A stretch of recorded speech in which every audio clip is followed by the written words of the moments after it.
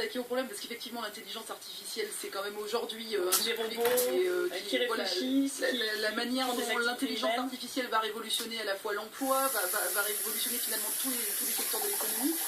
Après c'est vrai que ce qui est un petit peu dommage, c'est qu'on ne sait pas vraiment comment vont être affectés ces montants. Alors moi j'ai vu que effectivement pour tout ce qui était recherche, donc il allait avoir effectivement une volonté d'aller beaucoup plus dans la recherche sur l'intelligence artificielle, mais par exemple sur l'impact sur l'emploi, ça serait bien que, vraiment d'arriver à anticiper ce qui va se produire, parce que c'est vrai qu'il peut y avoir un choc social important. Certaines études ont montré, alors les études sont partagées, mais par exemple sont partagées, mais ce qu'on a pu voir sur notamment l'impact des technologies de l'information et de la communication, certaines études parlaient au départ de 47% des emplois qui disparaîtraient, finalement ça serait en fait 9%, mais on voit quand même que, donc ça c'était Frey en 2013, ensuite l'OCDE a contré, mais on voit quand même que malgré tout, même 9% sur l'emploi, c'est quand même important. Est-ce que la France, très très rapidement, peut-elle être à la pointe, en tout cas en Europe, sur cette question? On sait on a beaucoup de retard par rapport aux autres pays européens. Malheureusement, les gouvernements précédents n'ont pas pris la mesure de cette intelligence artificielle et de son poids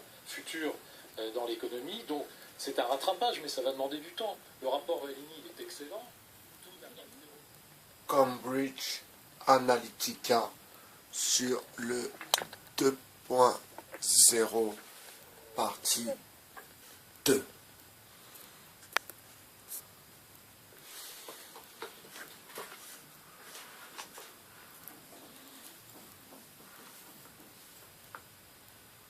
J'espère que, avec ce que je vous donne comme information, que vous essayez tout de même de faire de votre côté aussi de recherche. Surtout que dorénavant, c'est vraiment simple. Si vraiment on veut savoir quelque chose, on peut le savoir. Mais si on veut le savoir, là est toute la différence. Alors, vous avez compris que cette possibilité sur une infiltration sur les gens comme Maxime Coben et Éric Toutroué et toute leur équipe, dans le fond, c'est même une certitude. Ils ont été castés, bien sûr, à leur insu. Ce qui m'a interpellé, c'est le fait que Maxime Coben et Éric Toutroué ont aimé ce documentaire sur la révolution orange, la révolution colorée d'Europe de l'Est, d'Ukraine, je crois. Et que peut-être, dans le fond, toute l'histoire part de là. Quand je dis toute l'histoire, bien sûr que cet événement était déjà programmé par nos élites, mais ils n'avaient pas encore tous les profils, donc profils psychologiques. Je ne sais pas si vous avez écouté ce que j'ai posté. Alors en fait, Cambridge Analytica analyse les profils psychologiques. Et comment ils analysent les profils psychologiques? Eh bien, en envoyant des quiz. Vous voyez, quand je vous dis à certains, ne m'envoyez pas ces jeux, je ne joue pas à ces jeux, je ne suis pas dans le jeu. De toute façon, je ne joue pas aux jeux en général, mais là, pour le coup, les jeux venant de Facebook, eh bien, m'inquiètent encore plus, ça m'inquiète encore plus ces jeux-là. Parce que on ne sait jamais qui il y a derrière, en vrai, en vérité. On ne sait jamais qui se cache derrière ce petit quiz, ce petit jeu, qui peut paraître anodin, ma foi, mais qui a toute sa vérité et toute son explication. Pourquoi?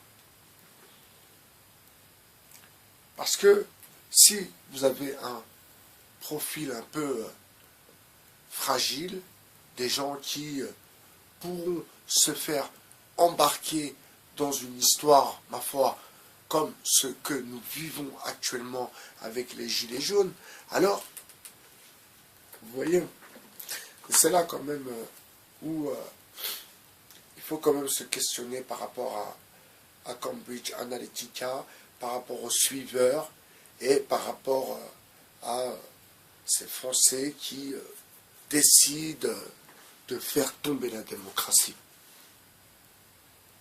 Et c'est là où il y a un problème.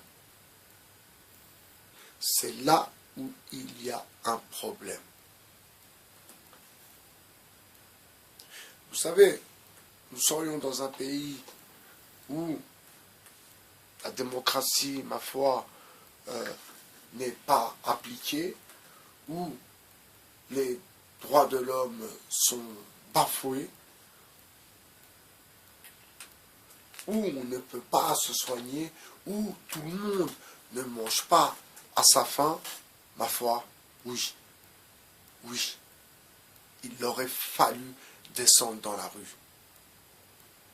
Mais, est-ce que vous pensez qu'à présent, où on accueille même des gens venus d'ailleurs sur notre territoire pour qu'ils aient notre vie, et nous-mêmes, maintenant, on vient se plaindre. Alors que on a des gens qui viennent d'ailleurs, qui connaissent réellement la galère, qui viennent chez nous pour pouvoir, quelque part, construire une vie digne de ce nom, fonder une famille et, ma foi, avoir une vie de famille, tout ce qu'il y a de plus normal. Mais où je me questionne, c'est sur Cambridge Analytica. C'est, dans le fond, je suis sûr, à présent j'en suis persuadé, que la plupart des gilets jaunes, la plupart, en grande majorité, eh bien, ils ont le même profil. Et je vous avais dit, quand je me suis rendu 2 ou 3 fois, je ne me souviens plus, 3 fois, oui, aux manifestations, eh bien, c'est vrai que j'ai eu cette impression de profil similaire. Vous voyez? Vous voyez, c'est comme si... Et là,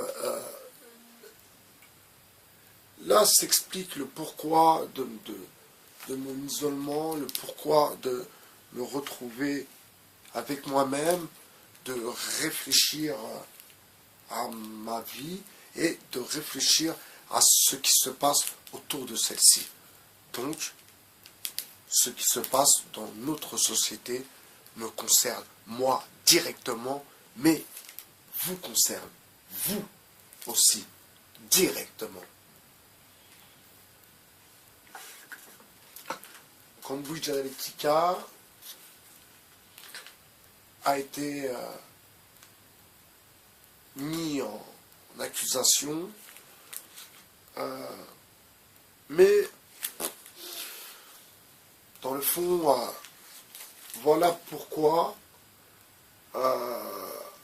nos élites, voilà pourquoi Emmanuel Macron joue le jeu de Cambridge Analytica. Parce que ce qu'il faut comprendre dans cette histoire, c'est que les Gilets jaunes jouent le jeu d'Emmanuel Macron.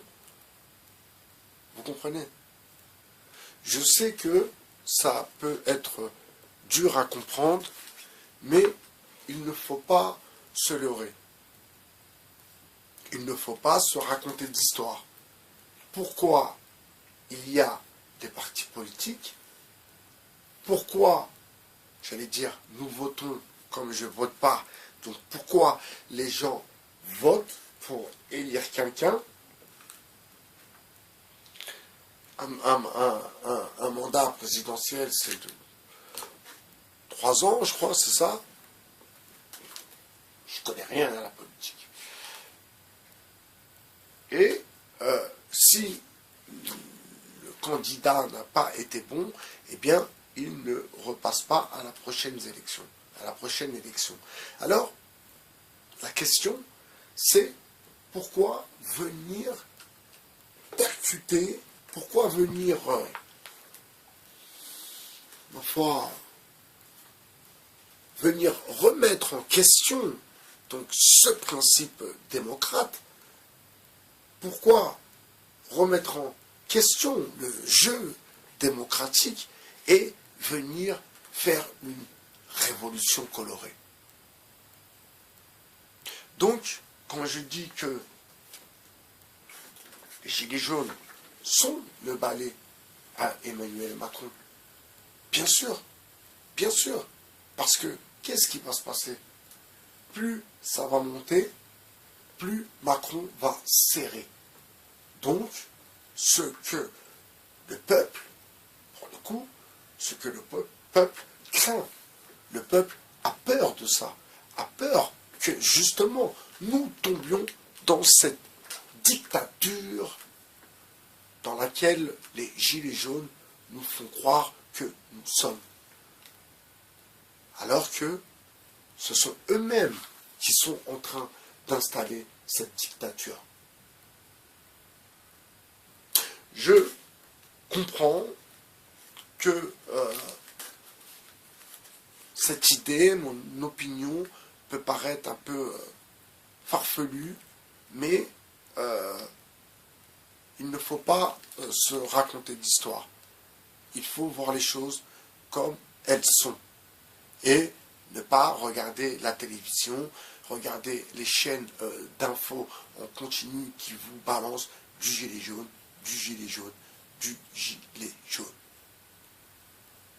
Alors que, dans le fond, ils sont en train de percuter, ils sont en train de remettre en question les valeurs démocratiques que nous avons, d'après les dires. Nous sommes des pays démocrates.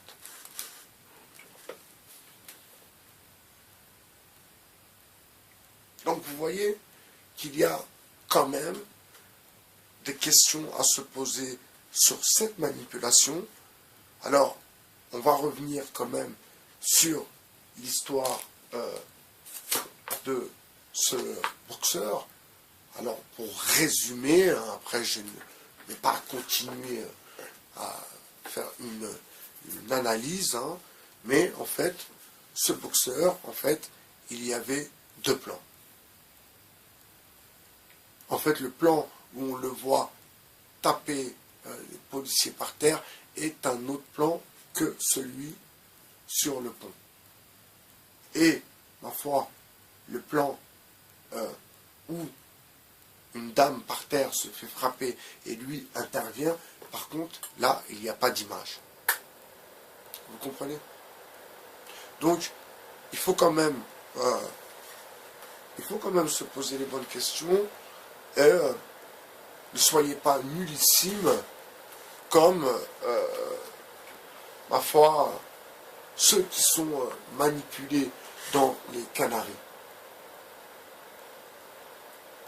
Donc je suis sûr et certain, persuadé, que dans ces Canaries, il y en a qui vont comprendre, qui comprennent, qui ont compris que tout ça, dans le fond, n'est qu'une vaste manipulation.